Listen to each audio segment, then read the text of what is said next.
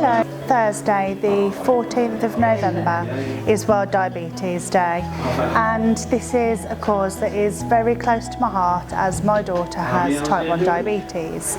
She was diagnosed in 2018 when she was in primary school, and it was a real shock to our lives, and it did really turn our lives upside down. Living with a person with type 1 diabetes is a world of constant monitoring. So there isn't a day or a moment that goes by where you're not thinking, what are your blood sugars doing? So type 1 diabetes is caused through autoimmune disease, where the body attacks the pancreas and the pancreas stops producing insulin. Therefore, it means that every meal that my daughter has, she has to have insulin for it, as well as having a background insulin being put into her body throughout the day. So technology has really improved now, where we don't have to do finger pricks, which she used to have to do when she woke up in the morning, before eating a meal, 2 hours after eating a meal, every time she wanted to eat throughout the day, and then also before she went to bed. So now she is on the Dexcom. So if you see people, often you see people with a little round disc, which is the Libra. This is a Dexcom, which is quite similar, and she has an insulin pump. So this insulin pump provides her with the insulin through handsets, where we can just say you're about to eat, 50 grams of carbs for your lunch. Just for demonstration, I brought this along. When she was diagnosed, we were given a carbs and cal book. Tells you the carbs in every food that you could think of, and then you have to unfortunately weigh and measure them throughout the day. We also have to have hypo treatments all the time, orange juice, jelly babies, dextrose. So living with somebody with type 1 diabetes can be very full on, and sometimes it can feel really isolating. Fortunately, at Birmingham Children's Hospital, we've had a lot of support, and we have regular 3 monthly checkups and annual reviews to make sure that everything's working well. And the school also get provided with a healthcare plan. This is something that can take some getting used to, needing to know what a student's blood sugars are doing before they're doing PE, after PE, if they're particularly stressed. It can also cause issues around attending clubs when there's things like camping events, because those people need to be trained to deal with that.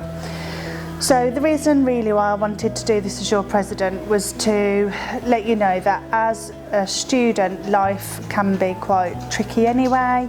Then when you have an extra layer of being a parent carer, there were times where my daughter's pump would fail in the night, she would get ketones, she would be unwell, need to either come into lectures late or contact family members for support.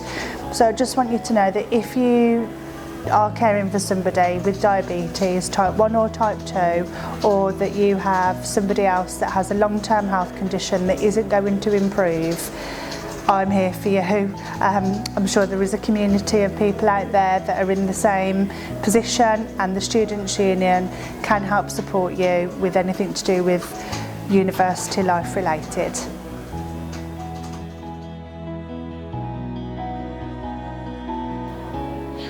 Hi Zoe, thanks for arranging to do this with me. So what I wanted to know is, for students who are parent carers or who have children that have got health conditions, what advice can you, as the advice coordinator, offer to students that can help them with, say, their assignments or university life?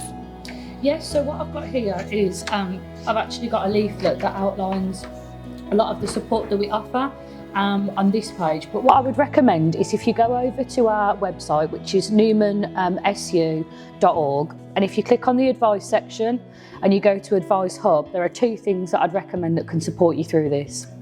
So the first is an extension, and all of the links to apply for it are on our website.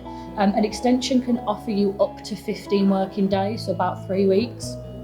And that means that you get a little bit of extra time to be able to deal with whatever's going on. If you need something a little bit more long term, I would recommend something called the mitigating circumstances process, and this mainly defers it to the next resit deadline, which normally gives you a couple of months. So for something a little bit more long term that you maybe need a little bit more time to deal with, I would recommend the mitigating circumstances process.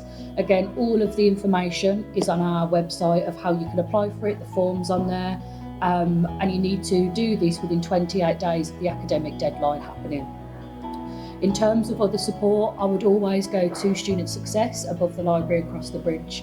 But don't forget to go to your academic personal tutor, because they can always offer you support, can offer you one-to-ones, can give you a little bit more leniency if you need to leave lectures in terms of things like appointments or to go and do that support. But those are what we offer. Is there anything else that you think would be helpful for you? Thanks for that information, Zoe, it's really helpful. I've just got a question though around the extensions. How far in advance can you apply for an extension for an assignment? Yes, so what I would advise in terms of applying for extensions is that extensions can take up to 3 working days to be processed. So I would always advise applying for an extension 3 days before the deadline, or obviously before that. If you miss that and that's not doable, that's then where mitigating circumstances would come into play, and that would be where you would be best to apply for mitigating circumstances if you have missed that deadline. Mitigating circumstances can be applied for before the deadline or up to 20 days after the original submission date. Great, thank you.